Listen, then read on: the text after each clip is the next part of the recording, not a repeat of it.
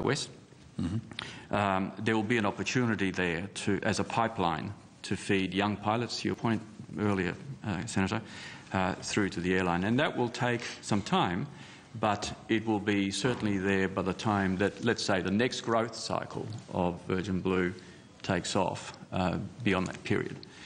So I think the short answer to your question is, number one, the growth rate won't be as fast as it's been in the 10 years for a little while. And the second thing is we will have a pipeline through the training the cadet scheme, as well as obviously employing pilots from other places. I mean, every airline has to.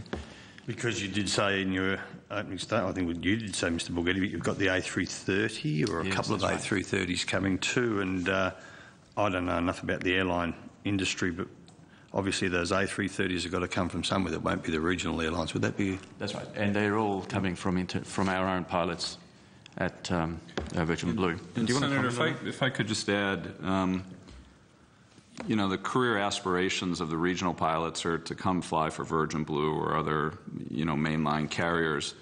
And what we've done recently is be more transparent with the regional carriers. So we're starting to share the number of pilots we plan on hiring for the year. We share that with the regional carriers, so they have the opportunity to see from a planning perspective, you know, how many of their pilots are going to put their hands up and say, I'd like to go fly for Virgin Blue. So that will continue. What we're trying to do is help them manage their process as well. Thanks, Mr. Donoghue. Now, gentlemen, are you happy with the quality of pilots available from the regional airlines and general aviation?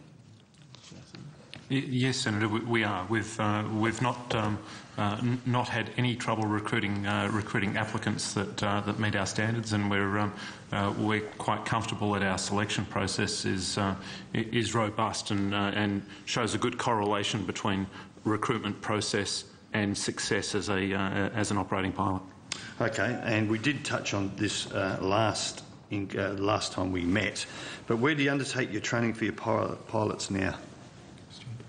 Yeah, the training for inductee pilots occurs at the Boeing training facility for Boeing pilots in Brisbane, which is our joint facility with Boeing Training and Flight Services.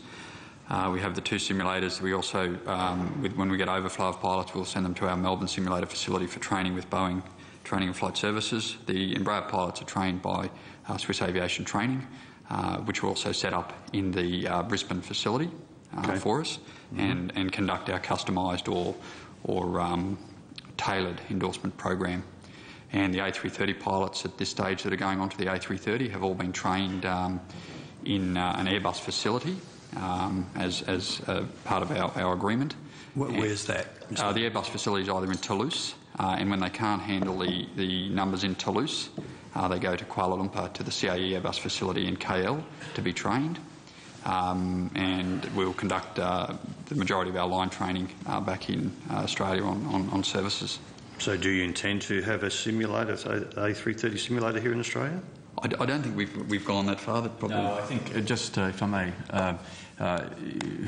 we have to remember that there's only 2 A330s that are coming. In fact, one's arrived, the other one's about to arrive. And there'll be 2 more that we have on order, so we'll have a fleet at 4 at this stage. Obviously, as we expand the fleet, if we expand the fleet significantly, then we'll have to invest. But for a ship set of 4 aeroplanes, it's not practical. Okay, and just to help me out with my non-aviation background, if that's the way I want to put it, how many pilots would you need for 4 A330s? It depends on the flying rate, Senator, but generally if you're looking about 5.5 crews per aeroplane, so 5 captains and 5 co-pilots. Having said that, there's also a training and management overhead that goes with that. I believe that I could be wrong, but I believe that we're actually we've identified 40 pilots for the first 2 aeroplanes, and that includes the training overhead. So the increased number of our senior training captains and check captains that will actually be there for the rollout of the roll-in of the next 2 aeroplanes as well. So when you get 4 up and running, would be safe to assume on your figures, Mr. Howell, that there'd be about 80 It's about 10 or 11 pilots per aircraft. So there'd be 40 line pilots plus the check and training personnel plus the management personnel. So I'd suggest that we'd probably be closer to 60. Okay, and they'd have to get refreshers. And we, just so you know, the committee did tour the jet training base, Qantas jet training base, and I crashed the A330, or nearly crashed it. I was going good until my nose fell down. So how often would they have to be, in a 12-month period, these 60 personnel, how many times would they have to revisit and sit in the simulator? We have 4 days of simulator training per year for line crew, plus we have an annual line check, an annual emergency procedures training day. So there's 4 days in the simulator, 1 day being checked in the aircraft and another day being using the cabin simulator. So about 6 days per personnel. Gets expensive shooting backwards and forwards to Toulouse. And that's exactly what... Sorry, Senator, can I just jump in there? The initial training is being conducted by Airbus in Toulouse or Kuala Lumpur. The ongoing recurrent training, at the moment we're using a simulator in Kuala Lumpur. We also are just working through the process of having authorised a simulator in Hong Kong, and we're actually entering into or have entered commercial negotiations for the use of an A330 simulator in Sydney that you may have just almost crashed. Good, okay. I hope it's in working order, by the way. You didn't have to rub it in. Thank you. Senator. But I can back a road train, Mr. Hell, can you? Yes, Senator, I have a licence. Well, I used to be able to. I've forgotten now. You might have a licence. There's a lot of steering wheel attendants out there, let me tell you. What direct investment has Virgin made in the training facilities? Significantly, and again, can I pass on to Captain Stewart? Yeah, I guess over our evolution, we started off with a couple of aeroplanes and no simulators at all. We've now grown to a 737 fleet, which now supports two fully owned simulators. On the 777, we've got a simulator in Sydney, as we've previously discussed, and we've also got the only Embraer simulator in Australia, which we also own, which resides in the Brisbane facility. Within that simulator program, we have a continual upgrade program where when new technologies, as we discussed with the Senator Heffernan before, materialise, we then upgrade our simulators to ensure that they reflect our current fleet. Okay. And I wonder if may I add to that. It's a very interesting point that Stuart made on the 777 simulator, because as you may know, we've got a very small 777 fleet. I mean, we've only just taken delivery of our 5th aircraft. And certainly there are no plans of going to 10 or 15. And I think, from my experience, in an airline sense, to have a simulator of a large body large aircraft such as the 777 for a fleet of only 5 is a significant investment. It doesn't happen in airlines. Usually, when you have a small fleet like that, you contract it out and you don't invest in the simulator. Yeah, I appreciate that. I'm still hanging off Mr. Donohue's statement of it being an investment. Now, Chair, I've got a few questions, and I'm happy to go to Senator Xenophon, then come back to me if you could, please. My questions will be very quick because the answers should either be yes or no. Why don't you do them now? Happy to do them now? Good. Now, Mr. Bulgetti, I just want to go to some employment terms with your pilots. Do you currently have a collective agreement with your V Australia pilots? We're in negotiations for a renewal and a renewal of a collective agreement. Sorry, not renewal. I beg your pardon, wrong word. An initial EBA. An initial EBA. Good. Okay. Just to clarify, the V Australia has been in operation for about 2 years. When it was started, each of the pilots had an individual contract, and now we are in the process of negotiating with our 2 unions for an EBA. Music to my ears. Thank you. So, do all V Australia pilots, or are all V Australia pilots on different terms and conditions through these individual contracts? No, they are not. So it's an individual that reflects exactly the same rates of pay and conditions? Yes, it does. Thank you, Doug. Thank you. Now, do you have any... I'm sorry, Senator, for the seat. So a captain would have different compensation than a first officer. I would understand that, but all the captains are the same. Yes. Hear that, Doug? Okay, thank you. Do you have... There's justice. Okay. Do you have any pilots based offshore that fly to and from Australia? Sorry, I missed the beginning of that. In Australia or in across the group? Oh, let's say the cross group. Across the group.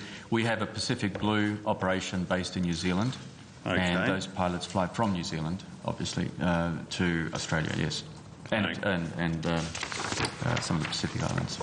Good, thank you. And that's individual agreements for those pilots or collective?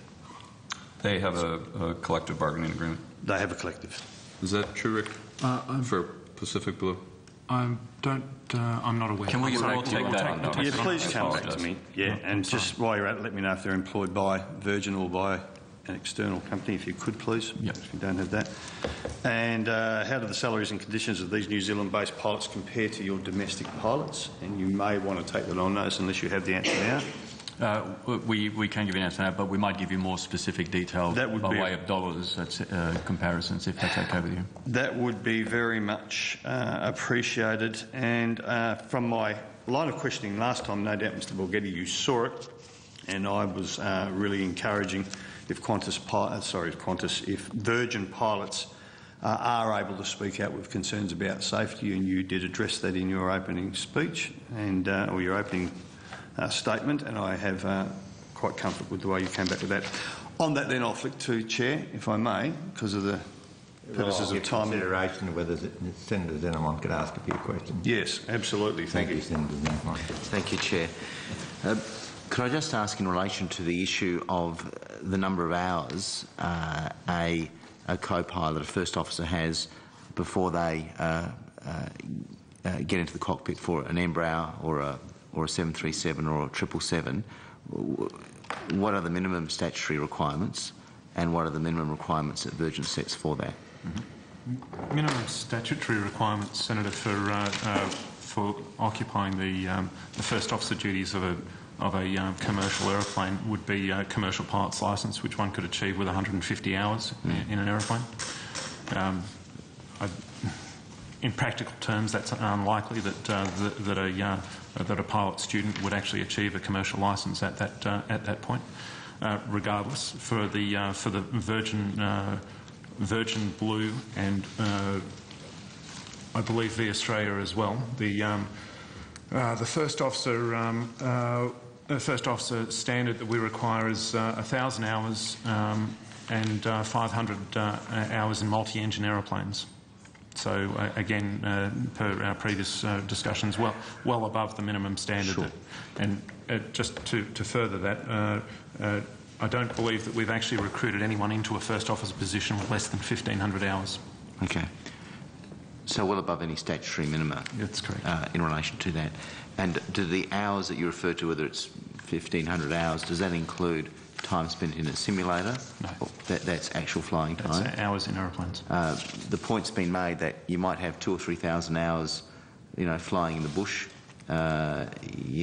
general aviation, but that doesn't give you the skill set that you would get with a combination of experience and rely on a simulator. To what extent do you use, before a pilot, the first officer is in that position, how much simulator training would they have for, say, the Embraers or the 737s? Yeah, I think that we follow a fairly standard, when I say standard, an endorsement program. Say for a first officer comes into the company and goes onto the Embraer jet, they will go through the customised endorsement program where we actually impart more training on them than the regulatory minimum required for that endorsement. So they come out learning our SOPs, training to our standard. Sure. So that generally, Senator, if you look at the standard for learning to fly a jet aeroplane and through a simulator program, you're generally looking at around a 10 4-hour simulator sessions. Sure. And that provides you the endorsement for your licence that qualifies you to sit in the aeroplane.